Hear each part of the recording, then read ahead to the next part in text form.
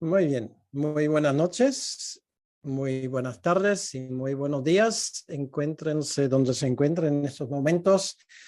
Y para mí es un privilegio de nuevo dirigirme a ustedes con la exposición de la palabra de Dios en nuestra serie sobre la epístola a los romanos.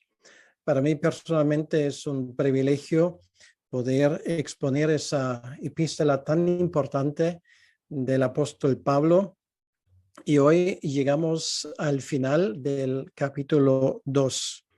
El título del mensaje de hoy va a ser Ritos vacíos y justicia verdadera. Y va a cubrir toda la segunda parte del capítulo 2.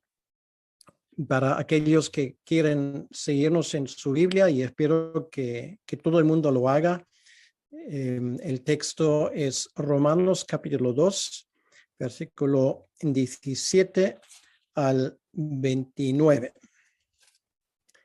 Dijo el gran escritor C.S. Lewis en una ocasión: uno de los grandes males es institucionalizar a Dios. De todos los hombres malos, los religiosos son los peores. Y obviamente C.S. Lewis tenía su clara intención con esa palabra. Estaba hablando de aquellos que están llevando el nombre de Dios, hablando en su nombre, pero realmente viviendo vidas distintas. Y él mismo luego siguió escribiendo: ningún demonio es tan peligroso como el demonio religioso. El hipócrita realmente es un ateo camuflado, porque si de verdad creyera en el Dios de la Biblia, no haría las cosas que hace cuando nadie le ve. Son palabras de C.S. Lewis que encajan muy bien con el texto que hoy tenemos por delante.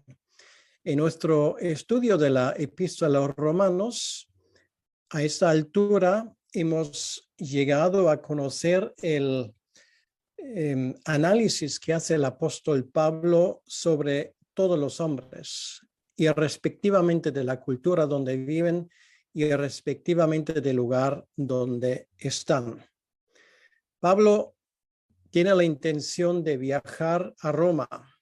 Esto es el sueño que él tiene, es la visión que él tiene, y desde Roma él quiere emprender viaje a España.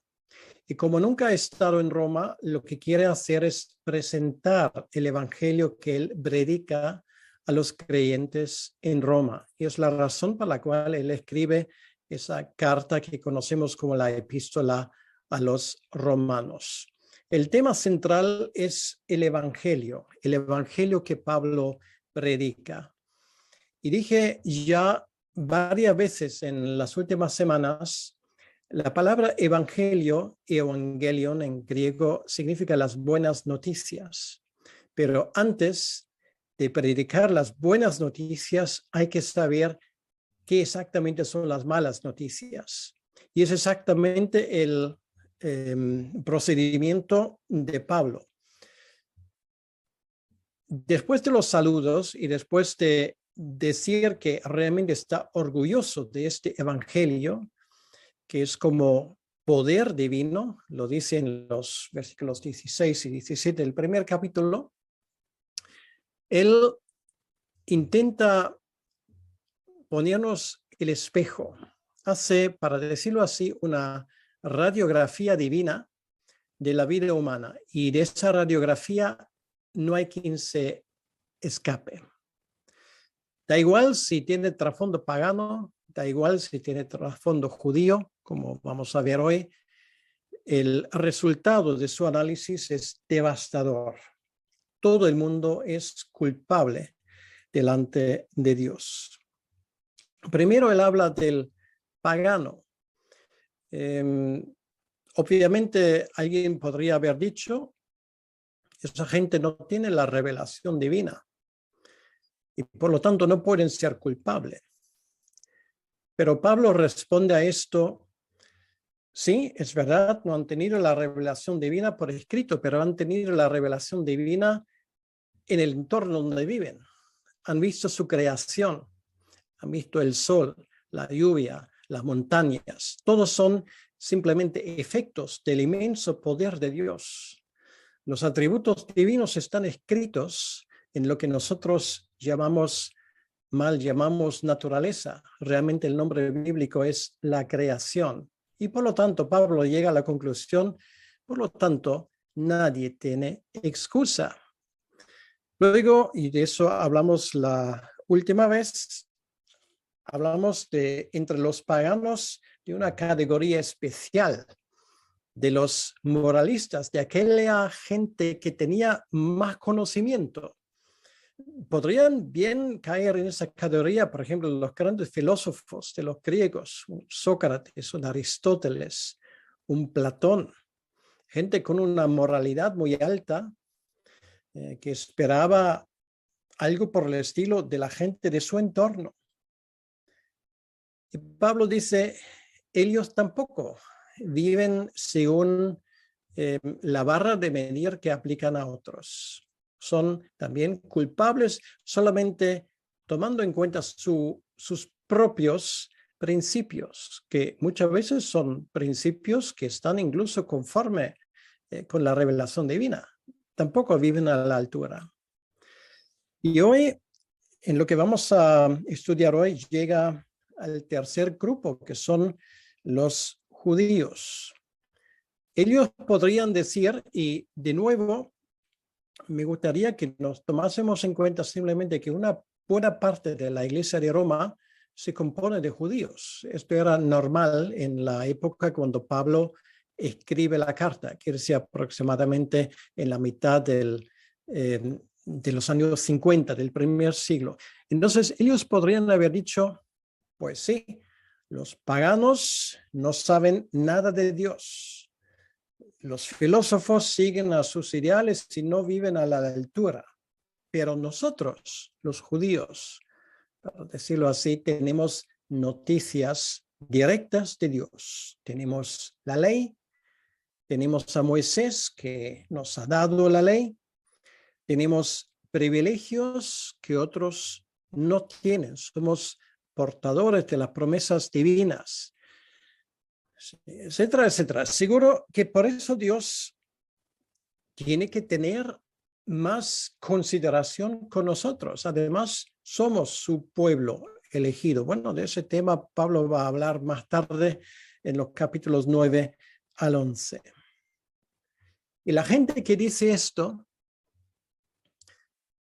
en su gran mayoría no se dan cuenta que representan el papel que en la parábola del hijo pródigo cumple el hijo mayor. Esto es precisamente el papel de los judíos. Lo que ellos pensaban de su propia situación simplemente no concordaba con la realidad. Las palabras más fuertes que nuestro Señor jamás ha dirigido a nadie fueron las palabras como, por ejemplo, en Mateo capítulo 23, a los judíos muy religiosos de su tiempo, los fariseos, los saduceos. Los llama de todo en ese capítulo 23.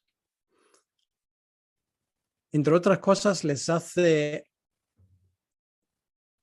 echa en cara su hipocresía. Y obviamente había pocas cosas que a nuestro Señor le podía sacar tanto de quicio como este pecado, exigir de otros lo que uno mismo no cumple. Las palabras de Pablo en Romanos capítulo 2 no son tan fuertes como los del Señor Jesucristo en Mateo capítulo 23, pero van exactamente en la misma dirección.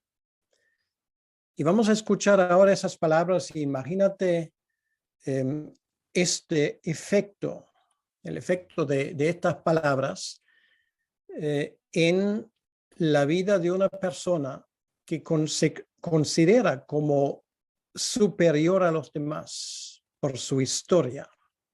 Así dice la palabra de Dios, capítulo 2, y vamos a leer a partir del versículo 17. Mira, voy a leer un poco antes. Voy a leer a partir del versículo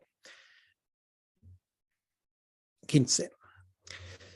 Mostrando la obra de la ley escrita en sus corazones, dando testimonio a su conciencia, acusándoles o defendiéndoles sin razonamientos. En el día en que Dios juzgará por Jesucristo los secretos de los hombres conforme a mi evangelio. Y ahora, a partir del versículo 17, empieza ahora a hablar de los judíos. Dice, y aquí tú tienes el sobrenombre de judío y te apoyas en la ley y te glorías en Dios y conoces su voluntad, instruido por la ley, apruebas lo mejor y confías en que eres guía de los ciegos, luz de los que están en tinieblas, instructor de los indoctos, maestro de niños, que tienes en la ley la forma de la ciencia y de la verdad. Tú, pues, que enseñas a otro, ¿no te enseñas a ti mismo? Tú que predicas que no se ha de hurtar, ¿hurtas? Tú que dices que no se ha de adulterar, ¿adulteras? Tú que abominas de los ídolos, ¿cometes sacrilegio? Tú que te jactas de la ley, con infracción de la ley, deshonras a Dios. Porque como está escrito, el nombre de Dios es blasfemado entre los gentiles por causa de vosotros. Pues en verdad la circuncisión aprovecha si guardas la ley. Pero si eres transgresor de la ley, tu circuncisión viene a ser incircuncisión. Sí, pues el incircunciso guardar las ordenanzas de la ley, no será tenida su incircuncisión como circuncisión. Y el que físicamente es incircunciso, pero guarda perfectamente la ley, te condenará a ti, que con la letra de la ley y con la circuncisión eres transgresor de la ley.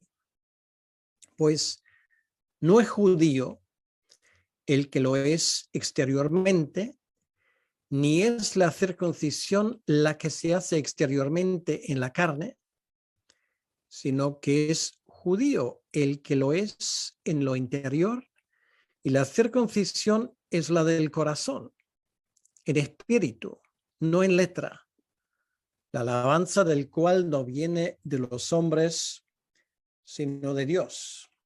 Hasta aquí la palabra de Dios. Vamos a orar un momento. Gracias, Señor, te damos por estas palabras, palabras que en su claridad son difíciles de superar. Señor, durante 20 siglos han sonado esas palabras y nos deben de haber instruidos, y sin embargo caímos y recaímos de nuevo en ese terrible pecado que es la hipocresía. Tú originalmente te dirigiste con esto a los judíos, pero nos damos cuenta que muchas veces nosotros también estamos en grave peligro de caer en exactamente la misma cosa. Señor, ayúdanos a escuchar bien tu palabra, lo que nos quieres decir en esta noche, esta tarde, esta mañana. Y te pedimos, Señor, que tú hagas tu obra a través de tu Espíritu Santo en las vidas de cada uno de nosotros. Te lo pedimos, Señor, en tu nombre. Amén. Pablo empieza ahora con ese tercer grupo a los cuales se va a dirigir. Bueno, hablo de 3 grupos porque el grupo de los paganos se ha dividido en 2. O sea, los paganos normales, los paganos digamos, de nivel más alto, que se creen muy moralistas bueno, con ciertos dotes filosóficos. Y luego, pues aquí él directamente se dirige a ese segmento de la población también de Roma y de la iglesia en Roma, que son los judíos. Y recuerdo que esto forma parte del trasfondo contra el cual se predica el evangelio. Y él dice, mis queridos judíos, ahora os toca a vosotros. Me vais a decir que tenéis privilegios especiales. Tienes el sobrenombre de judío. Y es muy interesante, en la carta a los romanos la palabra judío o israelita, sobre todo en los capítulos 9 a 11, se usa en diferentes sentidos, ¿vale? Aquí obviamente se usa la palabra judío, como queda claro por el texto, como el que pertenece a cierto grupo étnico o cierto grupo religioso, ¿vale? Pero este grupo étnico, ese grupo religioso realmente es idéntico con el pueblo de Dios, que también Pablo lo llama a veces los judíos, ¿vale? Entonces, los judíos no solamente son los judíos también pueden ser los judíos y los gentiles. Bueno, para poner las cosas un poco más complicadas de lo que parecen, pero creo que todos lo vamos entendiendo. Esto es la idea. Entonces, una vez más, tenemos que prestar mucha atención al contexto en el cual se usa cierta palabra. Bueno, ahora él se dirige, vamos a decirlo así, al judío religioso de turno. Obviamente no a los creyentes, a los que han recibido a Jesús como su Mesías, sino aquel que pertenece a ese ámbito religioso de los judíos. Y es como si los pusiese allí en el banquillo para hablarles, digamos, de tú a tú. Tienes el sobrenombre, quiere decir que te llaman judío, te jactas con eso, lo consideras un título, lo consideras un honor y por supuesto te refieres a la ley como esa revelación especial que Dios os ha dado y estás orgulloso de esto. Obviamente, no cabe duda de lo que Pablo aquí dice. Es y sigue siendo un privilegio. El pueblo escogido de Dios. Esta historia ya lo hemos visto en varias ocasiones y seguramente la gran mayoría de los que me escuchan ahora estáis familiarizado con ese tema. Pueblo escogido. Allí podríamos hablar de la historia de Abraham, de Isaac, de Jacob, de los patriarcas, como Dios a través de los siglos preparaba un pueblo para sí y de ese pueblo finalmente iba a venir el Mesías. Y por eso se llama Israel, como era el nombre de Jacob que Dios le había dado. O se llaman los judíos, que viene de la tribu de Judá, que era la tribu que al final se quedó. Y dicho sea de paso, no hay que olvidar que en el sentido estricto de la palabra étnico, Pablo no era judío, era de la tribu de Benjamín, ¿vale? Era benjaminita, si se quiere. Por eso esa terminología es particularmente, y me extraña mucho que a veces no se hace hincapié en los comentarios a esto. No hay que olvidar que Pablo, según su etnia, era benjaminita, ¿vale? Él mismo lo dice. Por eso a veces puede ser un poco confuso si no lo tomamos en cuenta como él usa esa terminología, ¿vale? Bien, pero vamos a dejar esto de momento de lado. Tienen ese privilegio. Los judíos eran de la tribu del Mesías, la misma tribu del rey David. Tenían el tabernáculo, luego tenían el templo. Jerusalén, su capital, era el lugar donde se adoraba a Dios. Es ahí donde el cielo, para decirlo de alguna manera, estaba abierto. Allí estaba la presencia de Dios, el único sitio donde Dios se dejaba adorar. Y esto, tener a Dios morando entre ellos, era un privilegio que era único era el único pueblo sobre la faz de la tierra que Dios había escogido con el fin de proclamar su nombre día tras día y noche tras noche, por las mañanas y por las tardes. Se apoyan en la ley, dice el versículo 17 en la segunda parte. Esa ley que Dios había revelado, que refleja su carácter. Esa ley que era regalo de parte de Dios para los judíos. Dios ha hablado y les ha hablado a ellos particularmente. Hay pocas religiones que pretenden que Dios sea dirigido a él por escrito. Los judíos eran uno de ellos y además el que les habló por escrito era el auténtico Dios, no una imitación. El creador de los cielos y la tierra, Yahvé era su nombre y sigue siendo su nombre para siempre. Un tremendo privilegio.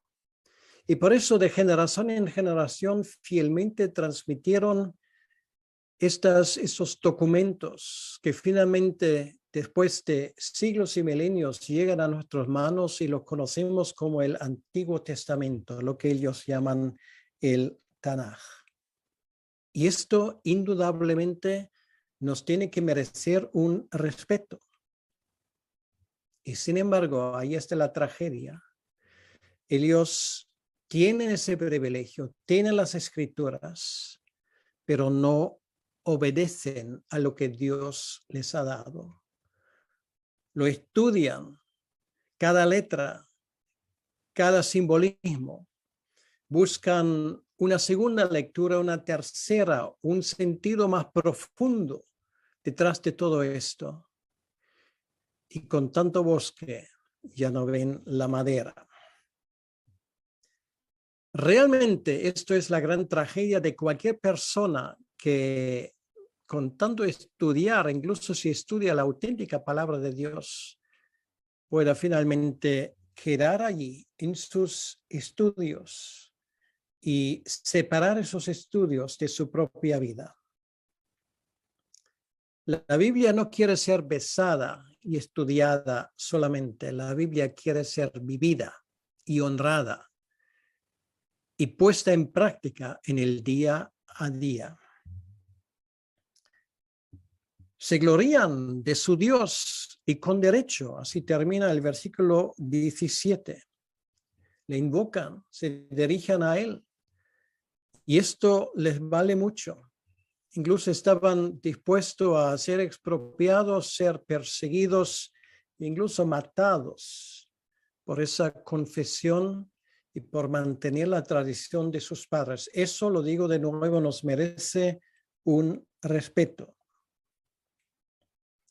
Son un pueblo que conocen la voluntad de Dios, dice el versículo 18. Es una gran verdad. Dios revela su voluntad en su palabra. No hay otra. ¿Cómo conocer la voluntad de Dios? ¿Cómo saber acerca de este Dios? Y la respuesta es a través de la revelación que Dios ha dado a los judíos. Les ha puesto un tesoro en sus manos. Y por eso hay que leer lo que Dios ha revelado, hay que interiorizarlo, hay que mastigarlo, hay que hacer del estudio de lo que Dios ha revelado uno de los propósitos más importantes de nuestra vida. De eso no cabe ninguna duda.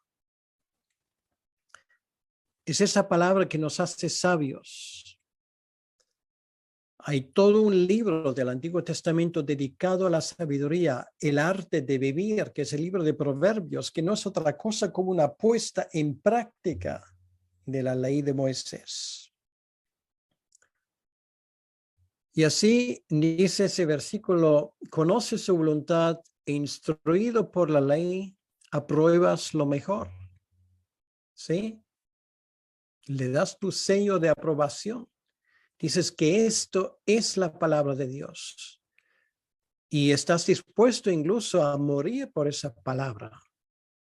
Hasta aquí todo muy bien. Pero esto no es todo.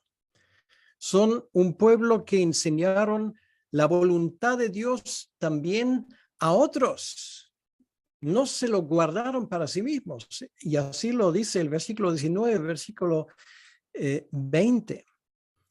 Hay una serie de palabras que indican que los judíos también sentían, y con derecho, la vocación de ser portavoces, o como se dice en América Latina, voceros de Dios. Aquí tenemos algunas de esas palabras: instructor de los indoctos, maestro de niños. Bueno, no estamos hablando de la escuela dominical, estamos hablando de un niño como una persona que aún no lo entiende y necesita instrucción. Aprendemos en el versículo 21 que enseñan a otros, que predican, etcétera, etcétera, etcétera. Si miramos a cada uno de esos títulos, indican que los judíos sentían una vocación de instruir a los demás. Bueno, a veces se olvidaron de ello. Había épocas en la vida del pueblo de Israel donde esto cayó en saco roto. Pero básicamente esto era su vocación. Unos privilegios tremendos, como ningún otro pueblo sobre la faz de la tierra lo tenía. Y sin embargo, no eran capaces, la gran mayoría de ellos, y hasta el día de hoy, de reconocer a su Mesías. Tenían todo por delante de sus narices. Tenían en su Biblia el capítulo 53 de Isaías. Tenían las profecías de los profetas, tenían el lugar del nacimiento de los profetas, del Mesías. Tenían todo por escrito y sin embargo la inmensa mayoría del pueblo judío hasta el día de hoy se ha cerrado completamente a aceptar esta verdad. Nosotros podemos quedarnos ante este hecho singular y trágico un poco perplejos y podemos preguntarnos cómo es posible hacer esto y nos olvidamos en el mismo momento que estamos rodeados de personas que hacen exactamente esto. E incluso puede haber el peligro que nosotros mismos caemos en la misma trampa. El hecho es que estamos rodeados, la gran mayoría de nosotros, de gente que vive la fe y que se exponen domingo tras domingo a una predicación o a dos o incluso a tres, y que realmente esto en sus vidas, a la hora de la verdad, poco o nada significa. Es una de las grandes tragedias, tratar con lo sagrado, incluso hacia el exterior, valorar lo que es sagrado, pero luego vivir una vida doble, una vida que no tiene nada que ver con esto. Y una vez más lo digo, hay que tener mucho cuidado en decir de esas aguas no beberé, porque ha pasado con todo un pueblo.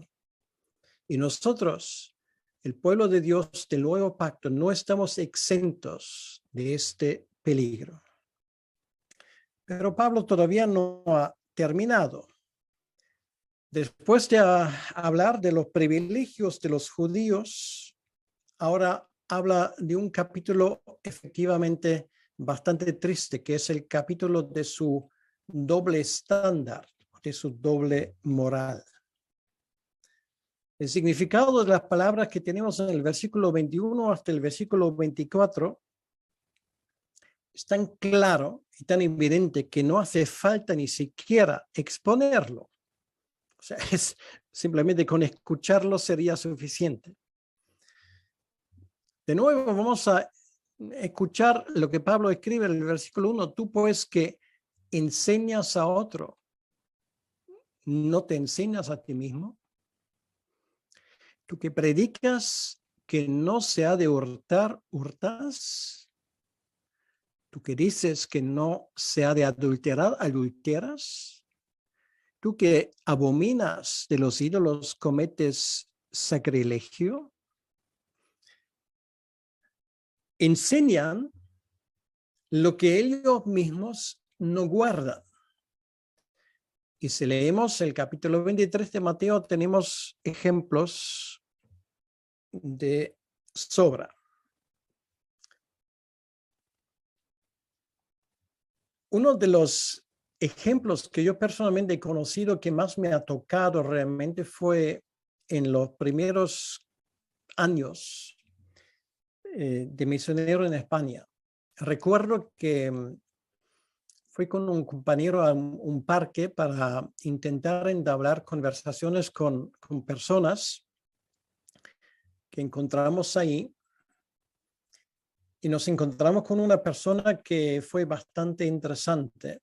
Él dijo, bueno, yo os admiro por lo que estáis compartiendo, pero mira, yo no sé lo que soy, yo era romano católico, pero sinceramente la fe no me atrae y te voy a explicar por qué.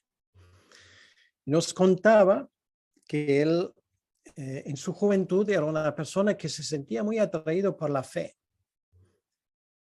Y tenía un cura allí donde estaba, que era una persona bastante rara en el sentido que obviamente vivía una vida doble. Y esto, cuando él era joven, él se daba cuenta de ello, como muchas otras personas se han dado cuenta. Y en una ocasión, cuando ese cura habló con este amigo que encontramos en el parque, siendo joven, le dijo, chico, no sabe lo duro que es cuando quieres inculcar en otros cosas que tú mismo no crees. Y él dijo, esto fue el momento cuando ya no quería saber nada de la fe. Lo duro que es que tienes que inculcar en otros las cosas que tú mismo no crees. Esto sí que es duro. Y me temo que este fenómeno no solamente tenemos entre los judíos y los católicos romanos, sino también lo podemos tener perfectamente en nuestro entorno evangélico.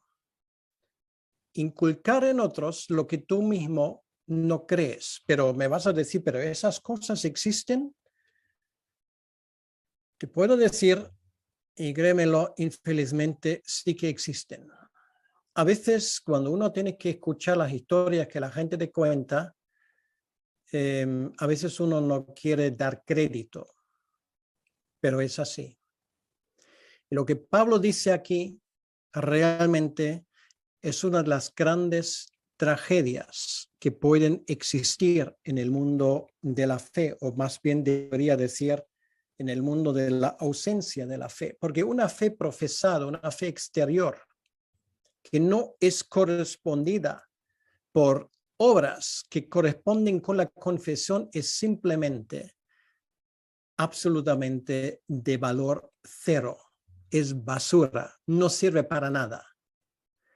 Y es la razón porque el Señor es más benevolente con un ateo profesante, que por lo menos es coherente en lo que hace, que con una persona que por un lado pretende creer en Dios y por otro lado con su forma de vivir le está traicionando continuamente. Enseñan lo que no aprenden. Los fariseos de los tiempos del apóstol Pablo, no hay que olvidar que Pablo mismo era un fariseo.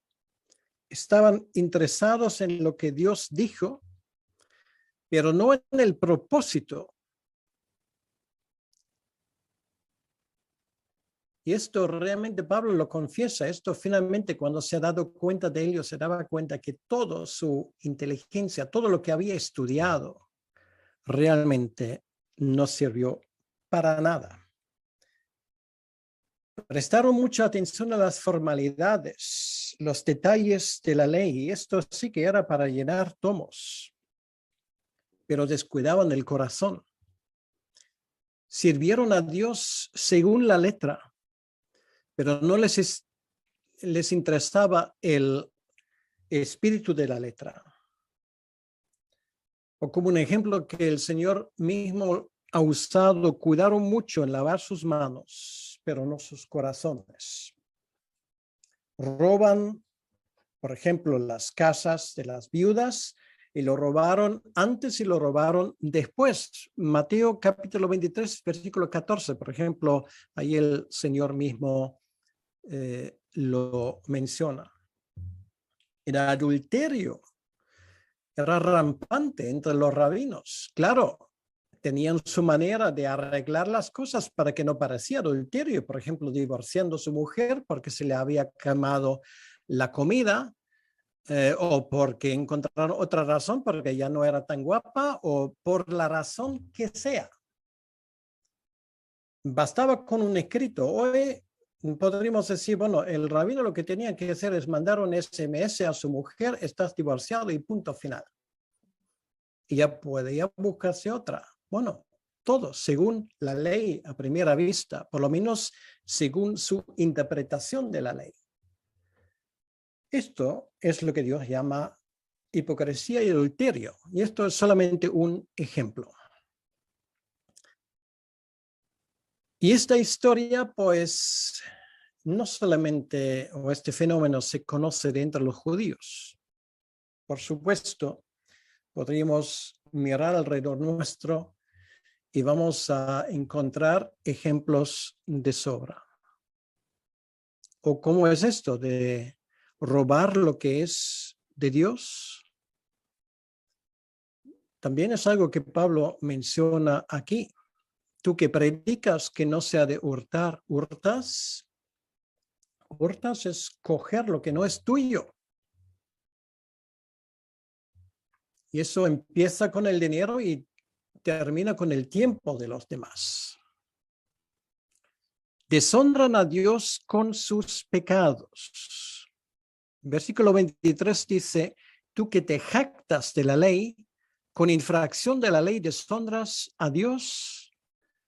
Porque como está escrito, el nombre de Dios es blasfemado entre los gentiles por causa de vosotros. La gente que no es creyente no es tonta. Nos observan. Y nos observan particularmente comparando nuestras exigencias morales con nuestra propia vida. Esto es algo que hemos vivido durante, en muchas ocasiones. Cuando, por ejemplo, recuerdo un vecino en Coslada, donde vivíamos los primeros años de nuestra estancia en España, que en una ocasión le encontré en la calle y él me dijo, mira, yo he escuchado tu testimonio en una campaña evangelística. Efectivamente, la teníamos ahí al lado de nuestro piso en el parque municipal. Esto fue en el año 87. Cuando él me habló, corrió el año 91 y él me dijo, yo sé quién eres, porque yo te lo he visto aquí y durante estos 4 años yo te he observado. Dije, madre mía, ¿qué habrá visto este hombre en mi vida? Comiendo el pan, guardando cola, esperando al autobús, etcétera, etcétera, porque en el vecindario no se conoce. ¿Qué habrá pensado este hombre de este bicho raro que se llama evangélico? Bueno, obviamente en su caso tenía suerte, porque me dijo, sí, la verdad es que me interesa saber un poco más de tu fe. Por cierto, sigo teniendo contacto con él hasta el día de hoy, año 2022. Una de las razones por que el mundo se burla de nuestro Dios es el comportamiento de su personal de tierra, de ti y de mí. Sí, podemos echarles la culpa a ellos, pero muchas veces su forma de burlarse de la fe viene de la poca credibilidad que merecemos en sus ojos. Y pueden tener razón o no tener razón, pero como se suele decir, cuando el río suena, agua lleva. Y algo habrá a veces que les puede dar la razón en sus reticencias. Incluso me atrevo a decir que el impedimento mayor para el evangelio no es la enemistad del mundo, sino la hipocresía de aquellos que pretenden ser creyentes y viven espaldas a Dios.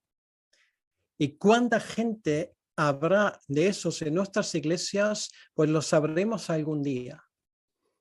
Y yo simplemente digo, no somos aquellos que vamos a tener que ir por ahí jugando policías. Dios pondrá a cada uno en su momento, en su sitio. La forma como nos comportamos, lo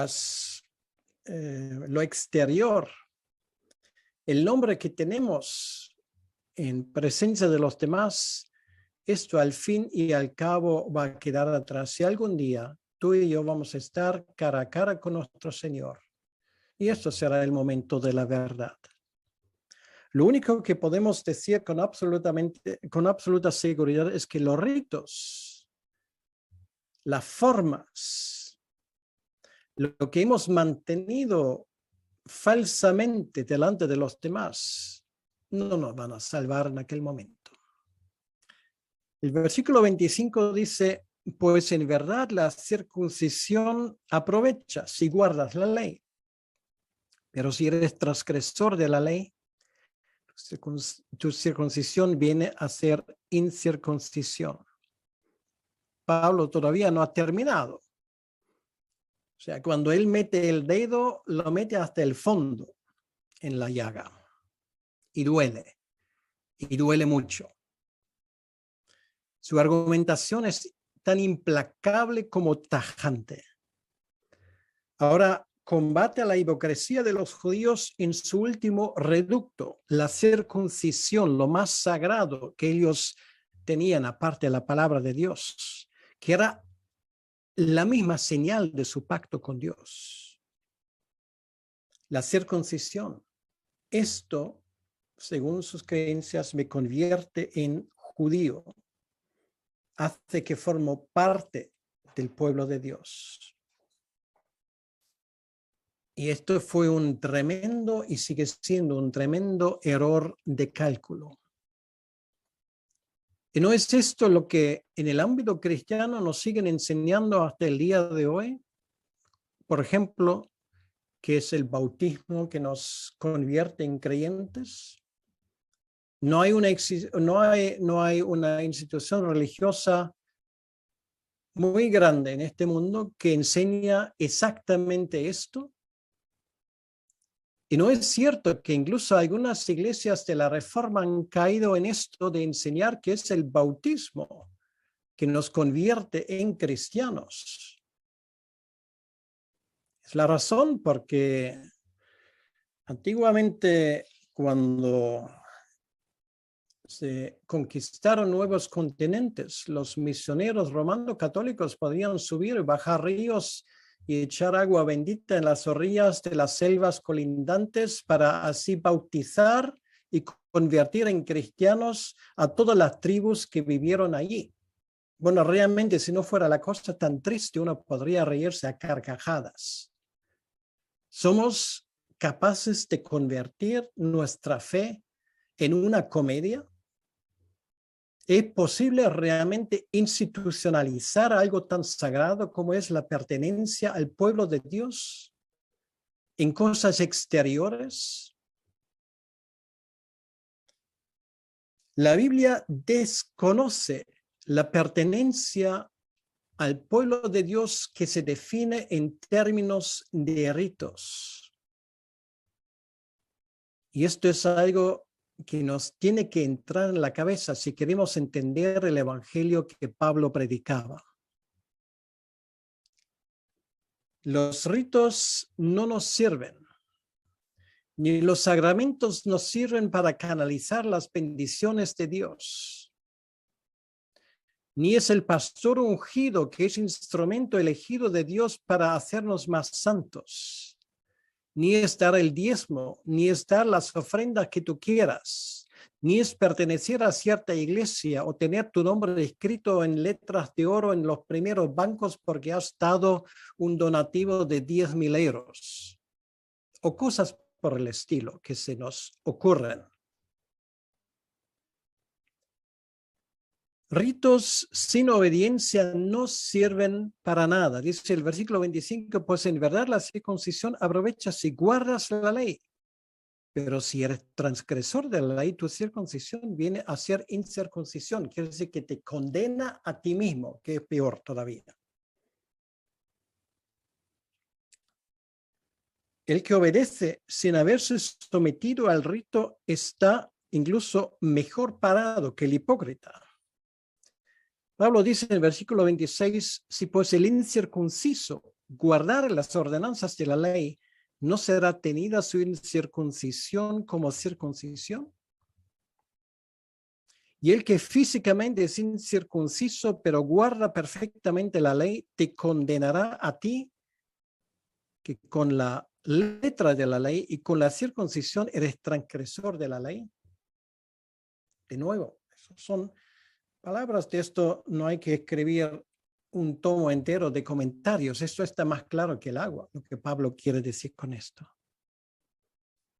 La realidad sin rito es mejor que el rito sin realidad. Así de sencillo. Y en esta categoría cae, por ejemplo, la mujer de Sirofenicia, de la cual nuestro Señor le da un excelente testimonio. No era judía, pero entendió. O el militar romano, que solicitó la ayuda de nuestro Señor, no estaba circuncidado de ninguna manera, comió carne de cerdo, seguro, posiblemente un jamón de bellotas, cuando había una fiesta correspondiente, pero confió en nuestro Señor. O Cornelio, en Hechos capítulo 10. Son solamente 3 ejemplos, y como sabéis hay bastante más. Y esto nos lleva a donde Pablo nos quiere llevar. Versículos 28 y 29. La verdadera fe no es externa, sino interna. Y esto es lo que Jesús quería enseñar a los que le escuchaban durante 3 años y medio. No son los ritos, no es lo exterior, es lo interior que cuenta. Pues no es judío el que lo es exteriormente. O sea, aquí la palabra judío se usa en otro sentido. Ya lo os dais cuenta, lo que dije al inicio. Aquí judío significa perteneciente al pueblo de Dios. No es el judío, pues no es judío el que lo es exteriormente, ni es la circuncisión la que se hace exteriormente en la carne, sino que es judío el que lo es en lo interior. Y la circuncisión es la del corazón en espíritu y no en letra. La alabanza del cual no viene de los hombres, sino de Dios. La cura para la hipocresía no es reforma externa, sino cambio interno. Nacer de nuevo por el Espíritu Santo, cambiar el corazón de piedra por un corazón de carne.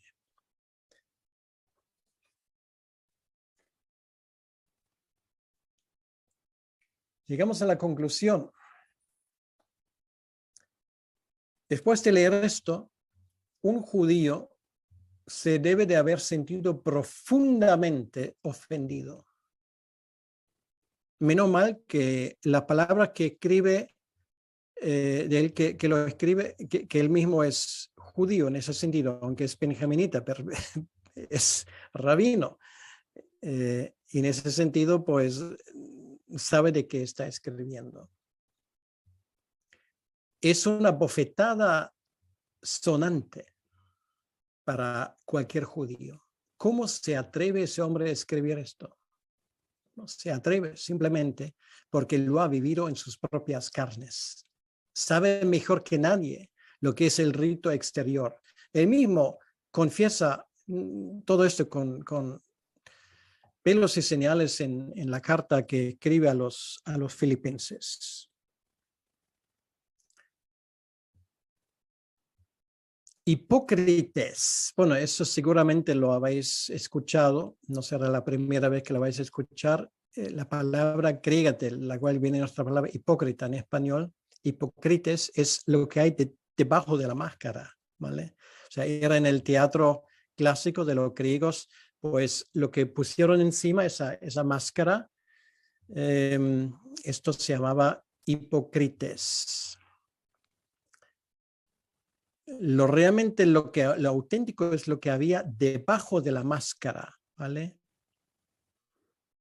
Por lo tanto, si Dios te hubiera hablado en este momento, yo te recomendaría realmente quitarte la máscara. No tienes que hacerlo delante de todos, pero hazlo delante de tu Señor. Es fácil realmente engañarnos a nosotros mismos con nuestra doblez y nuestro sentido de autojustificación que parece que es tan difícil de controlar. Si Pablo tenía la intención de condenar, lo ha conseguido, porque no tienes escapatoria, si eres judío o no judío, si eres hipócrita o no.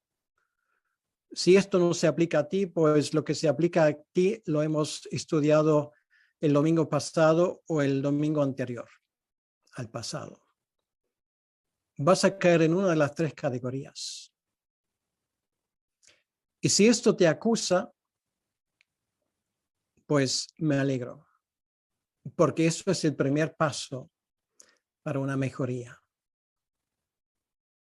Realmente la conclusión a la cual llegamos, y esto Pablo lo va a poner con todo lujo de detalle en el siguiente capítulo, es que nadie tiene excusas delante de Dios. ¿Y esto qué quiere decir? Que todos somos pecadores sin excepción. Que nadie es demasiado bueno para que no tenga que pasar por este aro. Es que no hay otra forma. No hay otra. Realmente el trasfondo que tenemos es un trasfondo negro. Un trasfondo que solamente requiere una cosa, que nos empuja a los brazos de Cristo. Incluso lo quiero decir para aquellos que tal vez ahora nos escuchan y dicen, bueno, el Espíritu Santo me ha convencido de cosas en mi vida que no están bien. La prédica no termina con la condena. La prédica termina con las palabras que hay esperanza para ti. Sí, es posible que también siendo evangélico hayas vivido o puedes vivir una parte de tu vida de forma hipócrita. Esto es posible. Pero no te quedes ahí. Y quiero decirte en este momento que hay esperanza. A Dios no le vas a sorprender. Él te conoce. Siempre te ha conocido.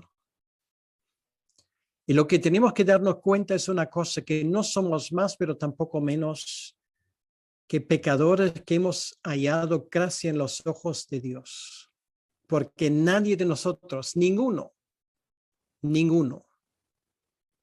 es suficiente para poder presentarnos delante de Dios en algún momento y decir, heme aquí, déjame entrar en el cielo porque me lo merezco. De eso nada. Todos somos pecadores que hemos hallado gracia. Y esto es el Evangelio.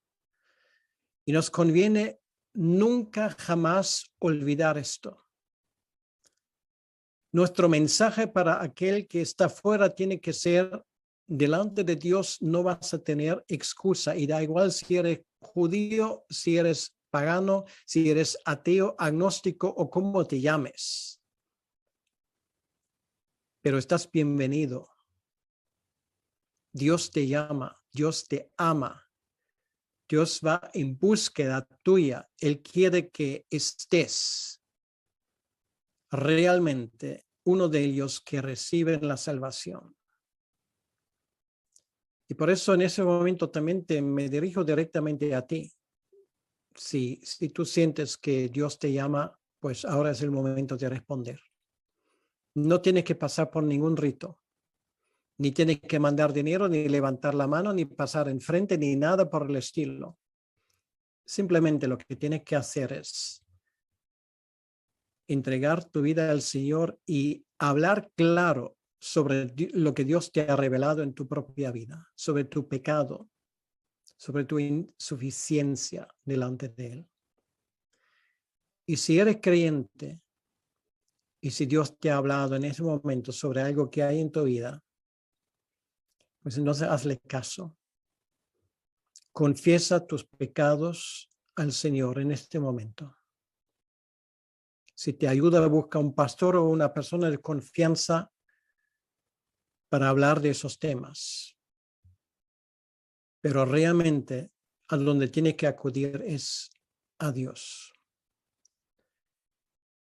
Estos fueron los primeros 2 capítulos y creo que ahora entendemos mejor lo que es el Evangelio de Pablo, porque lo que hemos leído hasta el momento fueron malas noticias, muy malas noticias. Y la buena noticia es, y lo anticipo porque yo no sé si voy a vivir para el capítulo 6, 7 y 8, y por si acaso lo digo ya. Gracias a Dios por Jesucristo y por la sangre que Él ha vertido en la cruz, hay esperanza para ti y para mí. Gracias a esto podemos algún día estar en el cielo, no porque lo merecemos, sino porque Cristo nos compró por su sangre y nos lavó con esa sangre. Para eso no hace ni siquiera falta circuncisión, ni hace falta bautismo, porque en el momento cuando tú crees, estás salvo. Todo lo demás viene después. Es una cuestión interior. Y por lo tanto termino con esto. Si Dios te ha hablado, ven a Él, siendo creyente, aún no siendo creyente, pero aprovecha ese momento para ajustar tus propias cuentas con Dios, para ser claro en tu contabilidad. Ven a Él y vamos a orar. Señor nuestro Dios, queremos darte las gracias en este momento. Son palabras de Pablo que realmente son tajantes. Y yo estoy seguro que para mucha gente de su tiempo, de su propia fe judía, han sido palabras hirientes. Pero a veces hay que ser claro para no dejar que nos desviemos. Te pedimos, Señor, que tú nos ayudes realmente a dejar que estas palabras hagan mella en nuestras vidas. Pedimos, Señor, que tú nos hables y si hay una persona entre nosotros o una persona que más tarde va a escuchar este mensaje, yo te pido que tú hagas tu obra soberana y sobrenatural en el corazón de esa persona. Te lo pido en tu nombre, Señor, para tu honra y para tu gloria. Amén. Que Dios os bendiga.